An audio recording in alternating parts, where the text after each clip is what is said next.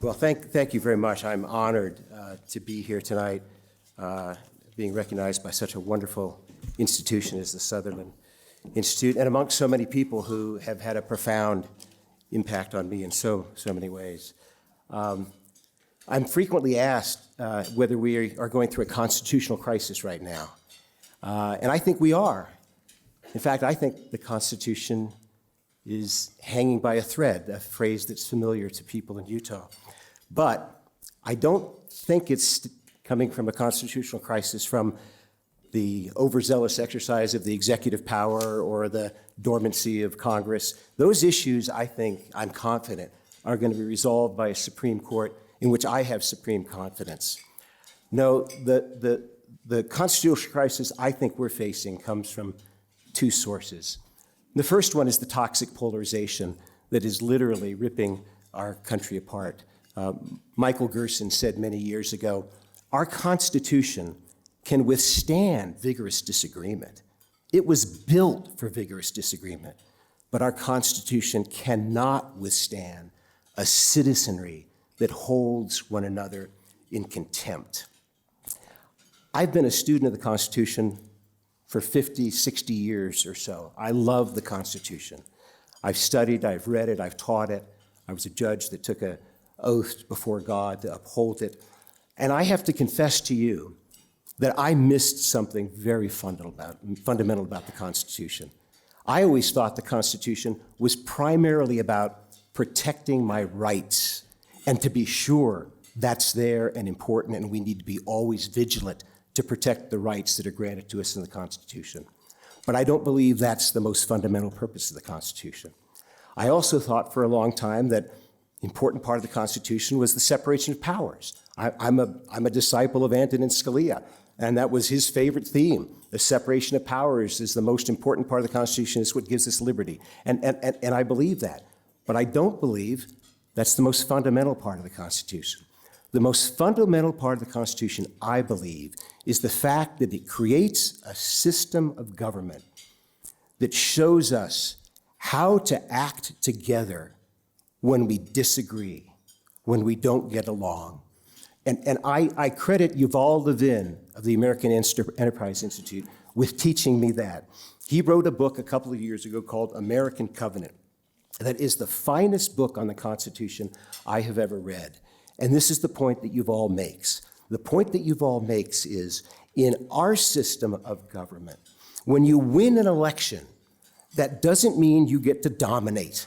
No. When you win an election under the Constitution, what it means is you get a seat at the table to negotiate with your fellow citizens in good faith, looking for possible ways to accommodate all, recognizing that's not always going to happen, but that compromise is the absolute necessity of the Constitution, that it won't work unless people are committed to that it will fail unless it has a commitment to that. Yuval points out that the Constitution creates a new type of citizen, never before seen in the world, a citizen that must learn to listen to his neighbor and to understand what his neighbor seeks, and then do their level best to accomplish that. Now, where does that come from? Where does Yuval Levin get that from? Well, he gets it from the structure of the Constitution, but he gets it from another place. And for this, let's do a little trip back in history to the summer of 1787. We'll go to Philadelphia. The Constitutional Convention is meeting, and you may recall in July, things weren't going very well, right? Matter of fact, it looked like the whole project was going to fail. Some of the delegates were packing their bags and getting ready to leave. And yet we know by September, they succeeded. They pulled it off. One popular history of the time called it the miracle at Philadelphia. Now, I believe in miracles. I'm a Christian. I practice my Christianity as a Latter-day Saint. I believe in miracles. I believe in the bodily resurrection of our Lord. I believe that in the miraculous translation of the Book of Mormon, I believe in miracles. But as I understand miracles, they are things that defy rational explanation. I can't explain how our Lord was resurrected. I can't explain how the Book of Mormon was miraculously translated. Those are miracles. By that definition, what happened in the summer of 1787 was not a miracle, because we know exactly what happened. because the great man himself told us. George Washington told us in the letter transmitting the Constitution to the Continental Congress, George Washington said these words: "This Constitution is the result of a spirit of amity and of that mutual deference and concession which the peculiarity of our political circumstances rendered indispensable." Benjamin Franklin famously said at the end of the Constitution, "We've created a republic if you can keep it." The only way to keep it is to act with the same spirit that created it. Amity, mutual deference, concession. Arthur Brooks was here in Utah a couple of weeks ago, gave a talk at the University of Utah in which he said these words. He said, "I strongly believe that God has called Utah to renew America." What was he talking about? Let me give you my guess. And the first one is from the man we just heard of a moment ago, Governor Spencer Cox. There is no one in our country today who is better prepared to teach us about the danger of toxic polarization and the absolute necessity to move beyond it, to get over this enmity that we see between the parties. It's killing us, and it will kill us unless we get over it. And with Governor Cox, you have a leader here in Utah who the nation is paying attention to in an important way. Another reason is because the leader of the Church of Jesus Christ of Latter-day Saints just happens to be one of the most widely respected constitutional scholars in America. What a coincidence. What a coincidence that at this time, a man of such great insight and understanding of the Constitution is called to lead the church that finds its home here.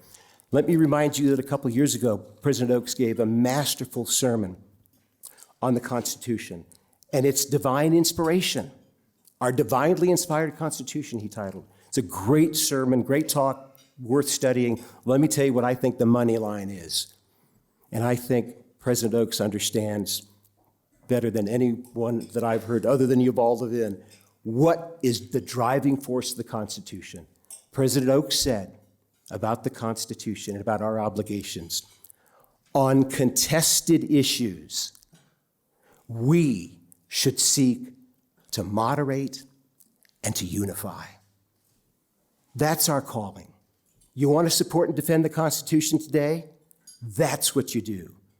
With our fellow citizens, we seek to moderate and to unify. That is hard work. It requires getting out of our own silos, our own bubbles, listening to our neighbor who has very different views than we do, and seeking to understand them and seeking to find some common ground. I'll finish with this. I have another concern about our Constitution and whether it can withstand the moment we're in right now. And I'll sum it up this way. When did it happen? I missed it.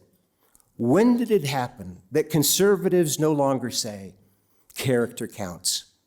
When did that happen? I missed that. That used to be the mantra for the Conservative Party. We're interested in policy. I'm interested in a growing economy. I'm all for economic growth. I'm for economic growth because who benefits most from economic growth? Those on the margins, those on the poor. As Mitch Daniels taught us so well, our first thought is always for those on the first rung of life's ladder and how we might help them climb. And a growing economy helps them. So don't get me wrong. I'm a free market. I'm a pro-economic growth thing. But when did it happen that the growth of the economy became the most important thing we were looking for in our leaders and decided that character doesn't count? Well, I'm going to finish with this. One of the great things we learned from Ronald Reagan that just drove progressives crazy, right, is when he would quote a liberal. And you remember how he'd do that? I'm sorry, I'm revealing some partisan bias here. I just love that. So I'm going to do that now.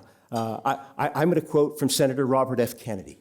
In 1968, when he was running for president, he gave a speech at the University of Kansas where he talked about this issue of how important economic policies are, and they are important. But listen to, and I'll close with this. Listen to what he said.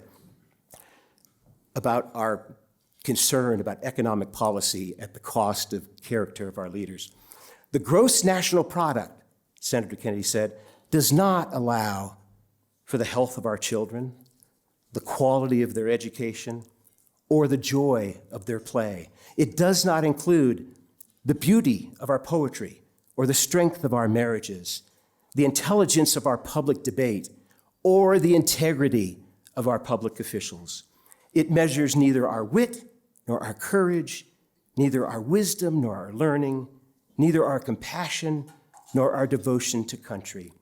It measures, in short, it measures everything, in short, except that which makes life worthwhile.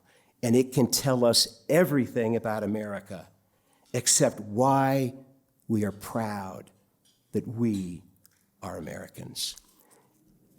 In my view, if we want to keep this republic, if we want to keep this Constitution, we have got to be the leaders in pushing back against toxic polarization. And we have to be the people that stand for what the Sutherland Institute stands for, and which we heard earlier. Character always counts. Thank you for this award. May God bless you, and may God bless the United States of America. Thank you very much.